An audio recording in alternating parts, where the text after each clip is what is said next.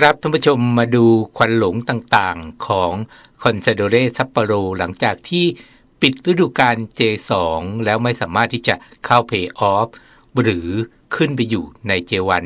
ในปีนี้ได้แน่นอนต้องรออีก2ปีนะครับเพราะฉะนั้นทางสโมสรก็มีการปรับปรุงแล้วก็มีการวางแผนต่างๆเมื่อมีการแข่งขันจบเนี่ยประธานสโมสรฮาจิเมะอิชิมิสึก็ออกมากล่าวถึงสิ่งที่ผ่านมาขอบคุณผู้สนับสนุน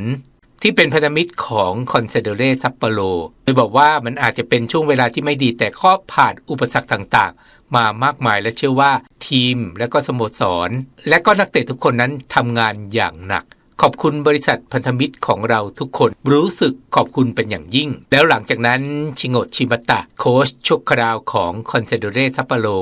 ต่อจากเดกิอิวามาสะก็กล่าวเหมือนกันนะครับว่าขอโทษที่ไม่สามารถพาทีมกลับสู่ J1 ได้ในปีเดียวเชื่อว่าปีหน้าวงการฟุตบอลญี่ปุ่นทั้งหมดจะเข้าสู่การเปลี่ยนแปลงทางคอนซาโดเรซัปโปโรก็จะเข้าระบบใหม่ของ J League และภายใน1ปีนี้เราจะทำงานหนักร่วมกันอีกครั้งหนึ่งเพื่อจะก้าวสู่ J1 แล้วก็จะต้องก้าวขึ้นไป J1 ให้ได้ก็หมายถึงว่าตั้งแต่ฤดูกาลจริงๆเลยนะครับก็คือกลางเดือนสิงหาคมปีหน้าเนี่ยคือฤดูกาล J League จริงๆที่เขาเปลี่ยนแปลงเป็นแบบสากลเนี่ยฤดูกาลนั้นทุกคนในสโมสรคอนซาโดเรซัปโปโรจะพยายามพาสโมสรก้าวไปสู่ J1 ให้ได้โดยเฉพาะอย่างยิ่งปีหน้านั้นเป็นวันครบรอบ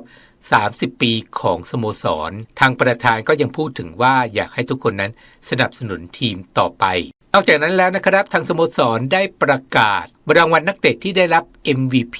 ก็ตกเป็นของกัปตันทีมคอนซาโดเรซัปโปโรคือโทโมกิทาคามิเนะอายุก็27ปีนะครับได้ MVP ฤดูกาล2025แต่ว่าอยู่ใน J2 นะครับตอนชนะทิพย์สงกระสินได้ MVP นั้นปี2018อยู่ใน J1 ที่สำคัญที่สุดเนี่ยโค้ชชิโงะชิบะตะคือโค้ชชั่วคราวนะครับแต่ว่าทางคอนซาโดเรซัปโปโรกำลังจะมีการแต่งตั้งโค้ชคนใหม่ซึ่งมีการเจรจากันแล้วกับเคนตะคาวาอิอายุ44ปีซึ่งเป็นอดีตผู้จัดการซังงันโทสุนะครับจะเข้ารับตำแหน่งโค้ชคนใหม่ผู้จัดการทีมคนใหม่ในฤดูกาลหน้าเดี๋ยวต้องดูกันอีกทีนะครับว่าจะประกาศกันเมื่อไหร่ทางด้านฮิโรกิมิยาสวะนะครับซึ่งอายุ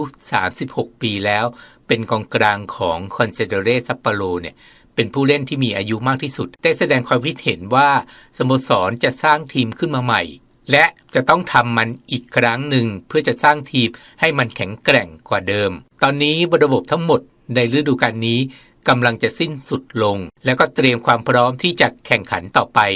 ในต้นเดือนมกราคมปีหน้าที่สำคัญก็คือว่ายังพูดถึงว่าโค้ชน่าจะเป็นเคนตะคาวาอิ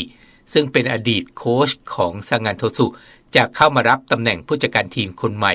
ในฤดูกาลหน้าถ้าพูดกันแบบนี้ก็คาดว่าน่าจะเป็นแบบนั้นจริงๆโดยคอนซาโดเรซัปโปโรจะสร้างนักเตะใหม่ขึ้นมาปรับทีมปรับโครงสร้างกันใหม่เป้าหมายคือกลับสู่ใน J1 ฤดูกาล2026ถึง